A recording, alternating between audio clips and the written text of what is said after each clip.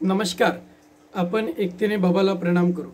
भगवान बाबा हनुमान जी को प्रणाम. महान त्यागी बाबा जमदेव जी को प्रणाम. परमात्मा एक. नमस्कार सर्व सेवक सेविका कुमार कुमारिकांना नमस्कार. परमात्मा एक कार्यक्रमात आपण सर्व सेवक सेविका कुमार कुमारिकांचे हार्दिक स्वागत आहे. नमस्कार. तर मंडळी, आपण आजच्या कार्यक्रमामध्ये एक विशेष प्रकरण महान त्यागी बाबा जमदेवजी यांच्या हयातीतील त्यावर आपण चर्चा करू. तर महान त्यागी बाबा जमदेवजी यांच्या हयातीमध्ये एका भगवंताच्या प्राप्तीनंतर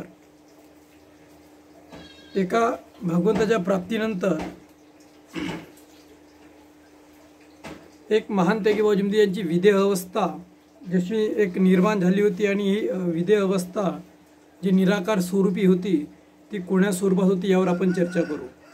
तर आपण सर्वांना माहीत आहे, महान त्यागी बाबा जमदेवजी यांनी एका भगवंताची प्राप्ती श्रावण वैद्य षष्ठी दिनांक 25 ऑगस्ट 1948 रोज बुधवारला केली. तेव्हापासून ते निराकार अवस्थेतच होते. त्यांना विदेह स्थिती प्राप्त झाली होती. ते पूर्णपणे परमेश्वरात विलीन झाले होते. बाबांची ही स्थिती पाहून त्यांच्या कुटुंबातील इतर मंडळी काळजीत पडली होती. तर मंडळी, आपण मागच्या प्रकरणामध्ये जसं बघितलं, शांताबाईचे दुःख दूर होत नव्हते. बाबांनी भगवंताला एक प्रतिज्ञा करून शांताबाईचे दुःख दूर केले. आता अशी कोणती शक्ती आहे ज्यामुळे शांताबाईचे दुःख एका प्रतिज्ञेमुळे दूर झाले? आता त्या शक्तीच्या आणि त्या भगवत प्राप्तीच्या करता काय करावं लागेल ते महान त्यागी बाबा जमदेव यांनी भगवान बाबा म्हणजे यांच्या समक्ष आपल्या प्रतिज्ञेवरून बाबांनी दिलेल्या निराकार स्वरूपी मार्गदर्शनामध्ये 5 दिवस हवन केलं. 25 ऑगस्ट दिनांक 25 ऑगस्ट 1948 एका भगवंताची प्राप्ती श्रावण वैद्य षष्ठी दिनांक 25 ऑगस्ट 1948 रोज बुधवारला केली. याबरोबर महान त्यागी बाबा जमदेवजीची जी निराकार अवस्था होती त्यांना जी विदेह अवस्था प्राप्त झाली होती, म्हणजे जी आपली बाबाचे देहभान विसरले, जी आपली देहभान अवस्था, जी आपण ज्या अवस्थेमध्ये कार्यरत असतो ती अवस्था, आणि एक निराकार रूपी अवस्था जिला आपण विदेह अवस्था ही पण म्हणू शकतो, अशा निराकारात असताना महान त्यागी बाबा जमदेवजी यांची जी स्थिती आहे ती त्यांच्या कुटुंबाला ज्यांनी पाहिली ते तेव्हा त्यांचे कुटुंबातील इतर मंडळी काळजीत पडली होती. त्यांनी सर्वांनी या गोष्टीचा विचार केला. मंडळी, आपण कालपर्यंत गेल्या 2-4 दिवसापासून प्रश्न उत्तरावरती आपण लक्ष केलं होतं. पूर्वरत आपण या प्रकरणावरून आपण महान त्यागी बाबा जमदेवजी यांच्या काही जो प्रसंग अनुभवामध्ये घडलेला आहे तो या ठिकाणी सादर करीत आहोत. तर याबरोबर त्यांच्या कुटुंबातील लोकांना जी काळजी पडली होती आणि काळजी पडल्यानंतर मध्ये ते आपसामध्ये विचार करत होते, या स्थितीबद्दल परमेश्वराजवळ विनंती करून बाबांना मुक्त करावे. त्याप्रमाणे ती सर्व मंडळी एका भगवत प्राप्तीच्या दुसऱ्या दिवशी बाबाकडे आली. किंवा बाबा निराकार अवस्थेत होते, ते परमेश्वरात विलीन झालेले होते. तर बाबांची जी स्थिती पाहिली आणि बाबांची स्थिती पाहिल्यानंतर जे विचार मागणं परिवार होतं, विचारातील जी मंडळी होती ते सर्व मंडळी बाबाकडे भगवत प्राप्तीच्या दुसऱ्या दिवशी बाबाकडे आली. तेव्हा बाबांना निराकार अवस्थेत पाहून बाबा निराकार अवस्थेत होते, ते परमेश्वरात विलीन झालेले होते. म्हणजे बाबा शरीर रूपाने विलीन झाले नव्हते. बाबा शरीर रूपाने विलीन झाले नव्हते. बाबा आत्मरूपाने, बाबा आपल्या आध्यात्मिक शक्तीमुळे, बाबा आपल्या शक्तीच्या स्वरूपाने ते भगवंताशी निराकार अवस्थेत संलग्न, म्हणजे एक प्रकारचे बाबाशी जुळले होते, मग्न झाले होते. आपण आपल्या एक साध्या भाषेमध्ये बोलत आहोत आणि पुस्तकी भाषेमध्ये त्याचप्रकारे स्पष्ट आणि सुरेख भाषेमध्ये आपण त्याला जी निराकार अवस्था आहे ते प्राप्त बाबांना झाली होती. कारण बाबाचं शरीर हा आकारात होता, बाबा निराकारच झाले नव्हते. बाबाची आत्मा आणि परमेश्वराची आत्मा यामध्ये एक झालं होतं. जसं विलीन झालं म्हटलं तर तुम्ही म्हणाल बाबा कसे विलीन झाले होते हा प्रश्न येऊ शकतो. म्हणून बाबांची जी आत्मा होती ती परमेश्वरात विलीन झाली होती आणि परमेश्वराची आत्मा बाबाच्या शरीरामध्ये बाबा आणि भगवान एक अशा वेळेस परमेश्वरात विलीन झाले असे शब्द या ठिकाणी आलेले आहेत. परमेश्वरामध्ये बाबा मनाने आत्मेने विलीन झाले होते. बाबा शरीर रूपाने मात्र आपल्या निवासस्थानी होते. अशा वेळी जो प्रसंग, जी घटना, जी गोष्ट बाबाच्या कुटुंबातील लोकांनी पाहिली आणि लोकांनी पाहिल्यानंतर समोर काय प्रकरण घडलं ते आपण समोरच्या वडीत बघू. घरच्या मंडळींनी बाबांना विनंती केली की भगवान सेवक की ये स्थिती कब तक रहेगी. बाबांच्या कुटुंबातील मंडळींनी बाबा हनुमानजीकडे विनंती केली की बाबा हे भगवान, सेवक की ये स्थिति कब तक रहेगी, आप सेवक को इस स्थिति से मुक्त कीजिए. तेव्हा परमेश्वर रूपी बाबाने उत्तर दिले.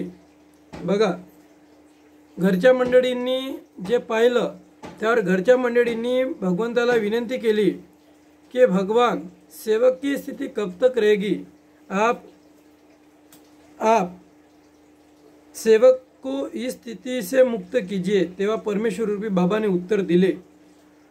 तेव्हा बाबा जे निराकारमध्ये होते तेव्हा निराकारात बाबाने उत्तर दिले. परमेश्वर रूपी शक्तीने परमेश्वर रूपी शक्ती जी होती ते बाबांकडून उत्तर दिले कि अगर आपका भाई आपको इतने प्यारा था, अगर आपका भाई इतना आपको, बघा, अगर आपका भाई आपको इतना प्यारा था.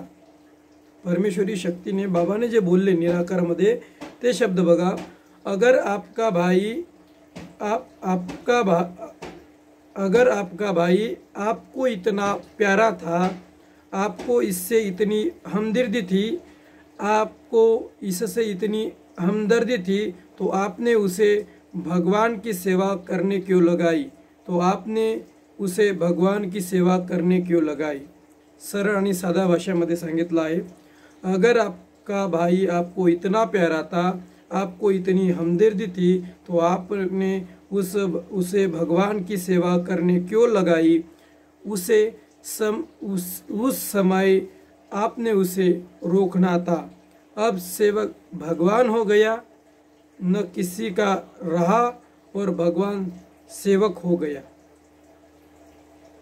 उस समय आपने उसे रोकना था, अब सेवक भगवान हो गया, न किसी का रहा और भगवान सेवक का हो गया है. मेरा सर सेवक का धड़ और सेवक का सर मेरा धड़ ऐसा विलीन हो गया. इस तरह दोनों की आत्मा एक हो गई. तो सेवक भाई, ये जो हमने पहले जो बात की ये तो पढ़ा नहीं था इसके पहले, यानी जब किताब इसके अगोदर पढ़ी वो बात ठीक है, लेकिन अभी इसके पहले पूर्व महीने ये जो पैराग्राफ था ये पढ़ा नहीं था और इसमें ये सब आया जो हम पहले बात करने की कोशिश कर रहे थे. यानी भगवान का जो कांटेक्ट हुआ, बाबा का जो सीधा संपर्क हुआ वो आत्मा के जरिए हुआ. आत्मा एक है, इसके कारण दोनों की आत्मा एक हो गई, यानी भगवान में विलीन हो गया, ऐसा इसमें आया है. इसी तरह बाबा ने जो संदेश दिया, यानी आपको अपना भाई प्यारा तो आपने इतनी हमदर्दी थी तो उस समय क्यों नहीं रोका, क्यों भगवान की सेवा करने दी.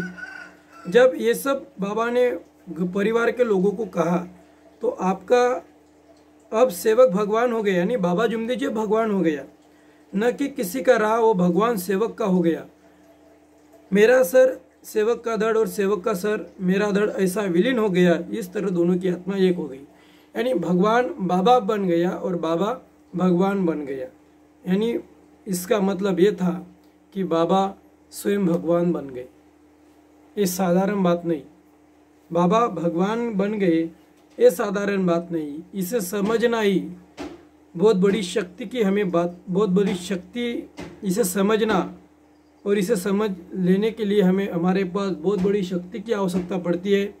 अच्छे विचारों की आवश्यकता पड़ती है, अच्छे आचारों की आवश्यकता पड़ती है. जिनके पास तत्व, शब्द, नियम, सत्य, मर्यादा, प्रेम नहीं है, ये सेवक, सेविका या अन्य लोग इस बात को नहीं समझ सकेंगे. जिनके पास सत्य, मर्यादा, प्रेम या तत्व, शब्द, नियम है तो वो लोग, वो सेवक सेविका जरूर इस बात को समझ जाएंगे कि आखिर में बाबा जुमदेव जी और बाबा हनुमान जी, इनमें क्या अंतर था, क्या वो एक थे, क्या इसमें फर्क था, क्या बाबा भगवान था या नहीं था। तो इसका अर्थ ये हुआ, जब बाबा ने भगवान की प्राप्ति में मरे या जियो, लेकिन मैं भगवत विधि करने में पीछे नहीं हटूंगा।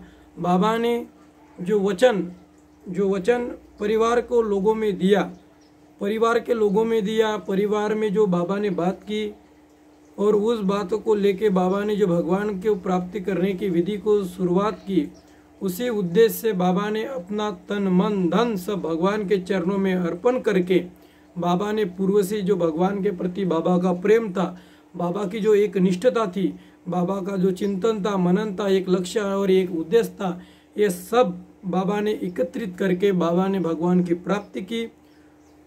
उसके बावजूद भी जब बाबा का परिवार सब देवी देवताओं को मानते थे, तभी भगवान का जो अनुभव मिलता था वो पूरी तरह से मिल नहीं रहा था। हम पिछले प्रकरण में सुने हैं, इसके पूर्व में हमने इस पर बात की है। और जब बाबा ने एक भगवान की जब बात की तो उस शांताबाई के दुख एक पल में दूर हो गए। और एक पल में दूर होने के बाद बाबा ने 5 दिन होने करने के बाद 25 अगस्त 1948 में एक भगवान की प्राप्ति के दिन बुधवार। तो इस तरह के भगवान और सेवक का एक होने का जो प्रश्न या उत्तर था तो इस तरह था, और भगवान और सेवक एक हो गया। और इसके बाद जो परिवार को लोगों को लग रहा था कि हमारा भाई या हमारा घर का परिवार यानी बाबा जुमदेव जी ये निराकार में है और हमारे में रहने चाहिए, परिवार को लगा। इस तरह बाबा को सेवक घर के मंडली ने, बाबा के घर की जो मंडली थी या जो सदस्य थे, उन्होंने भगवान के आगे प्रश्न रखा था कि भगवान इस सेवक की स्थिति कब तक रहेगी, आप सेवक को इस स्थिति से मुक्त कीजिए। तो बाबा के परिवार के लोगों ने बाबा हनुमान जी से वार्ता, यानी ये जो बात है, जो विनंती है, बाबा के परिवार, बाबा जुमदेव के परिवार के लोगों ने बाबा हनुमान जी से विनंती की और उसी तरह बाबा ने उसका उत्तर दिया। यानी अंतिम ये प्रश्न का उत्तर यही निकला कि बाबा भगवान बन गया और भगवान बाबा बन गया, दोनों की आत्मा एक हो गई। इस तरह भगवान आत्मा सेवक और भगवान मेरा धड़ ऐसा विलीन हो गया, मेरा सर सेवक का धड़ और भगवान का सर तो बाबा का धड़, यानी मेरा सेवक का मेरा सर सेवक का धड़ और सेवक का धड़ तो मेरा धड़, ऐसा बाबा कहने लगा। बाबा हनुमान जी कहने लगे निराकार में, बाबा जुमदेव जी निराकार में कहने लगे, यानी बाबा हनुमान जी ने कहे, ऐसा विलीन हो गया। इस तरह दोनों का आत्मा एक हो गया। इसी तरह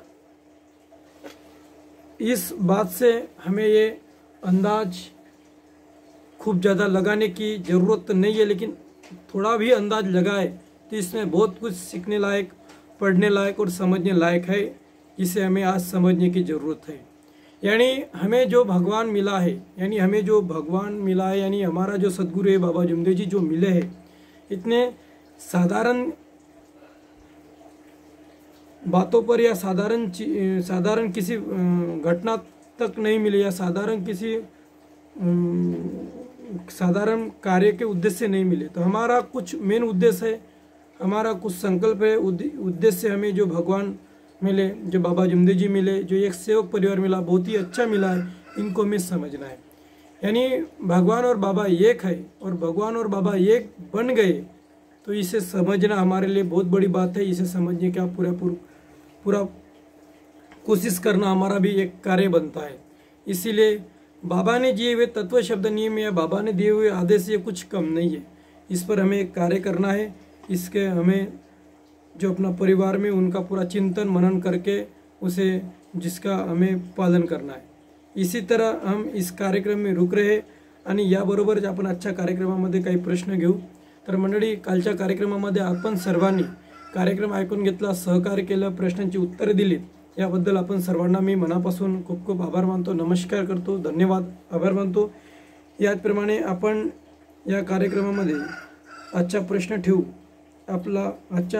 ठेवू की बाबांच्या कुटुंबामध्ये बाबांनी भगवंताची विधी केली तर बाबांना विधी दरम्यान कोणती अवस्था प्राप्त झाली होती त्या अवस्थेचे आपण नाव लिहून पाठवावं. तर याबरोबर आजचा कार्यक्रम आपण या ठिकाणी थांबवत आहोत. आजच्या कार्यक्रमाच्या सादरीकरणात समक्ष काही चुका झाल्यास आपण सर्वांनी मला माफ करावं. या ठिकाणी मी थांबवत आहे. सर्व सेवक सेवका कुमार कुमारिकांना नमस्कार आणि वाणीला विराम देतो. नमस्कार.